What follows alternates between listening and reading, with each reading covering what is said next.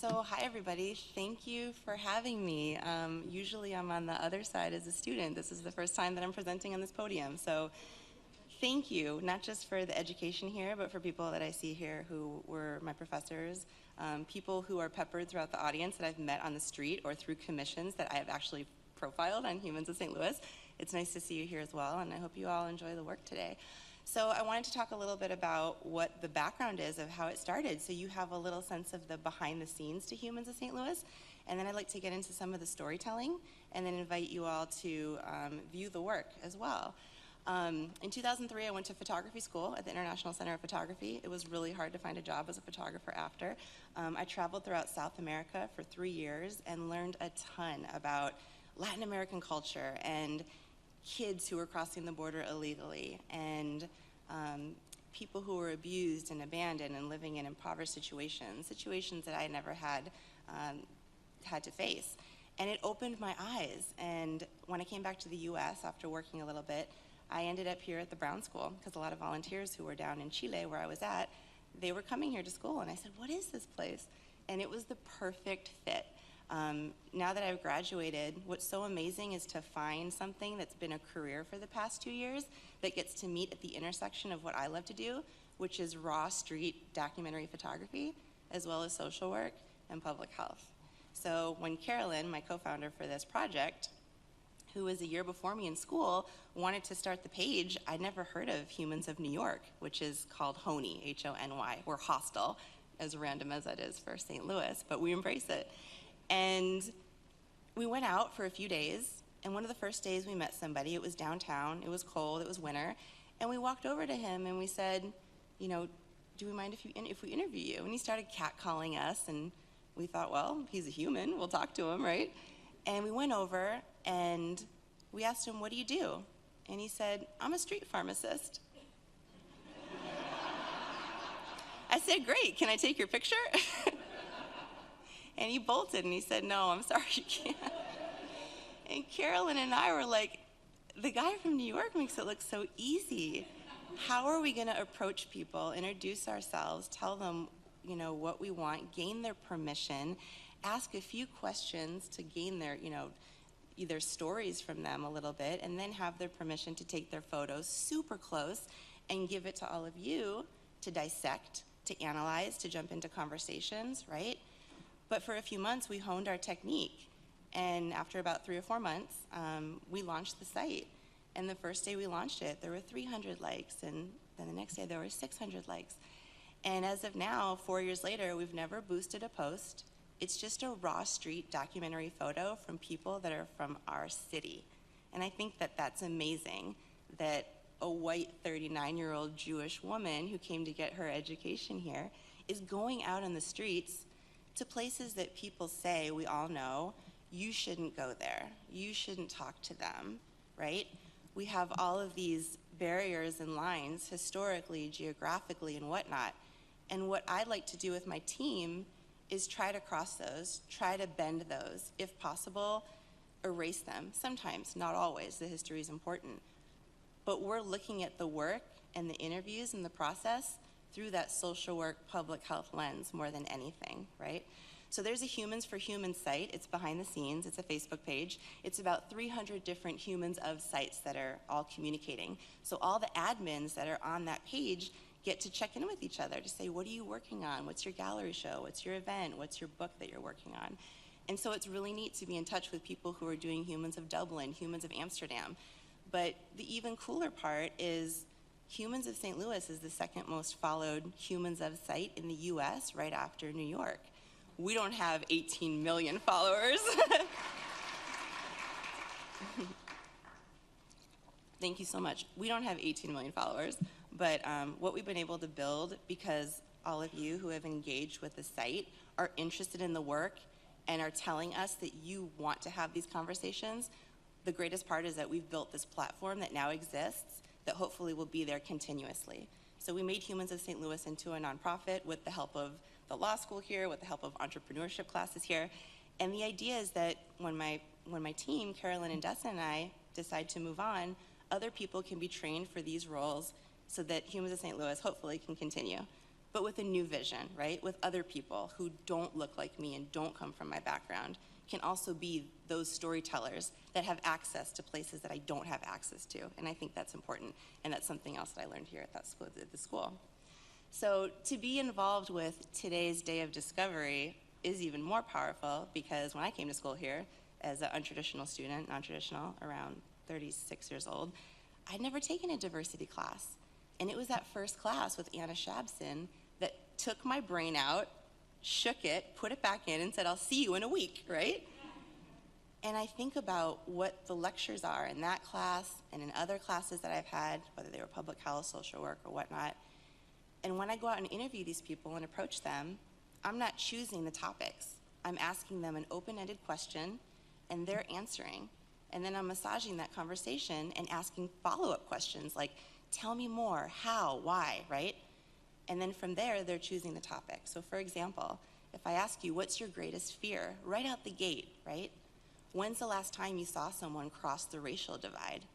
When's the last time someone gave you a kiss that made your heart skip a beat? Like Valentine's Day, this is kind of perfect for today, right? So when I ask that question and the question is answered, and it's back in my court, that gives me a moment then to really listen to what they're saying and to push them a little bit further, right? The first time someone cried, I was like, I feel awful. But now when they do have that emotional reaction, I'm amazed that when I step back and give them a chance to talk, they want to share. And the coolest part, when I finish the interview that might be 5 minutes, 20 minutes long, 40 minutes long, when I ask them permission one more time, is it okay if I share anything here? Something about your divorce, something about how you're an undocumented migrant, something about how you might be HIV/AIDS positive, right? Personal things. They say, yeah, I want people to know, and I want you all to know that. That's what you're seeing in the work, right? So to get to the work, Nevaeh is a doll. I went out with another Brown School student one day. We asked her mother for permission, as we do with children, and we said, what do you want to be when you grow up? She said, a doctor. What kind of a doctor? A Dr. Seuss, right? And kids say the best stuff. And they also say some pretty heavy stuff too. Apparently being a doctor is big right now in general. And so I asked this little girl, what do you want to be? And she was so specific. And she said, I want to be a surgical doctor so I can look inside people's bodies and fix things. Somebody says that to you, and then they're quiet. You have to ask follow-up questions. So the question was, is there someone's body in particular that you want to look inside? And she said, yeah, my mom. Is there something you want to fix? And she looked at her mom, and her mom looked at her and said, it's okay, you can tell her. And she said, yeah, breast cancer. So what's interesting to me is this isn't a photo of football players that are wearing pink shoes, right? And it's not a photo of someone wearing a pink ribbon on their clothing, but it's still a photo and a story about someone who's affected by this. And if you're affected by breast cancer or know someone who has been, you can comment on the picture. You can privately share it, right? If you're almost 40-something and maybe you should be getting your mammogram, or you know somebody who should, you can send that as an invitation to do that. And this is all public health. This took less than 91 seconds. These are the hands of an 8-year-old white girl and a 10-year-old black boy who met on November 29th, 2014 at 9:45 a.m. and were friends by 9:47. I love that you all laughed for that. That's great. Hand portraits are wonderful pictures to take. It doesn't always have to be a picture of somebody close up. I prefer a face portrait, but I'm always trying to work it to see, well, let me get that permission to tell the story. I met this gentleman in front of SLAM, St. Louis Art Museum, and he was sitting on the hill and he was watching his children. He gave me permission to interview, and we weren't looking at each other. He was sitting here and I was sitting here, and his eye, which is here, was this eye, so I wasn't really looking. At the end of the interview, I asked him, what's something difficult you've had to overcome? He said, oh, I got my eye shot out by a BB gun, and I didn't notice. And out of sheer curiosity, and because I'm a photographer who prefers to have both eyeballs, I was just wondering, what do you see? He goes, that's the thing. I don't see anything. I don't see darkness. I don't see light. I see nothing. But you know what? I never held it against the guy. Ball's back in my court as the interviewer. why not? And he said, it was just an accident. And then you have this story that's like this ultimate story about forgiveness, right? So when it came time to take the photograph, he said, I prefer if you don't take a picture of my face because people know me, I work at a school. And I said, okay, well, in one of my classes, we were just reading about prosthetics. I said, is there any way you can take your eye out? He goes, yeah, I can do that. He takes his eye out and he puts it in his hand. He held it down, we took the photograph together. This becomes a conversation when we post it about gun safety, right? It's a BB gun, but let's talk about gun policy. And I do know that on this stage, there's been many conversations about gun violence, and this lends itself to that. This is also a portrait, but not of someone's face. My Life in St. Louis by Alex C. King, right? Just looking at this picture, what are some things that you recognize that are interesting? What captures your attention? What do we know about this person?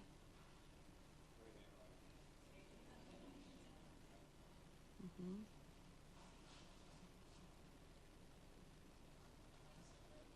Loves to write.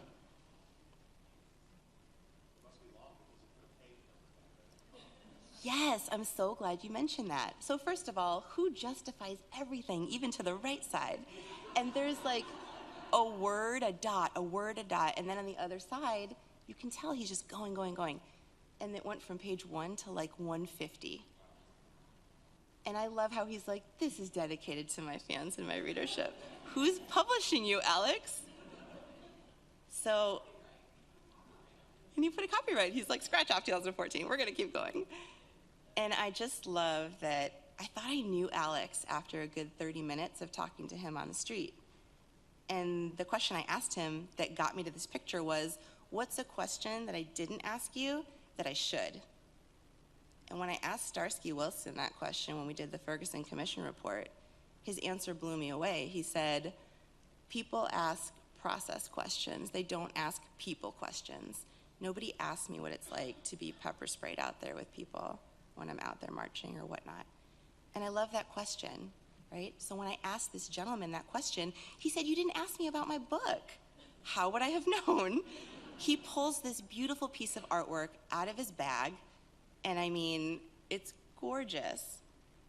If I could paint a picture of who Alex is, if I pull back a little bit, I was in Wellston, about 10 or 15 minutes north of school, and it was about 5 minutes from where I live when I was a student here.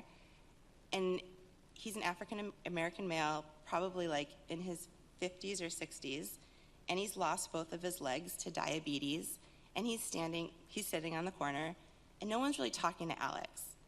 Alex is the perfect subject to approach for a hostile interview.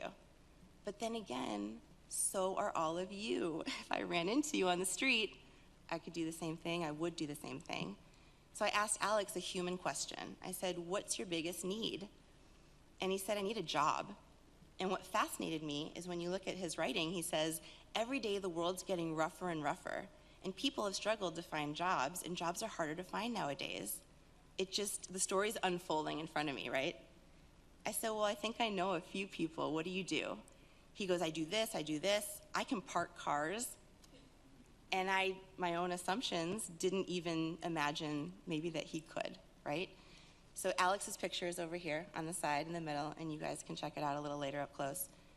But we ended up getting his contact information. We put it on the webpage, and then people can contact if they'd like, get in touch with that person. And people wrote, hey, this organization's hiring. Hey, send me your resume.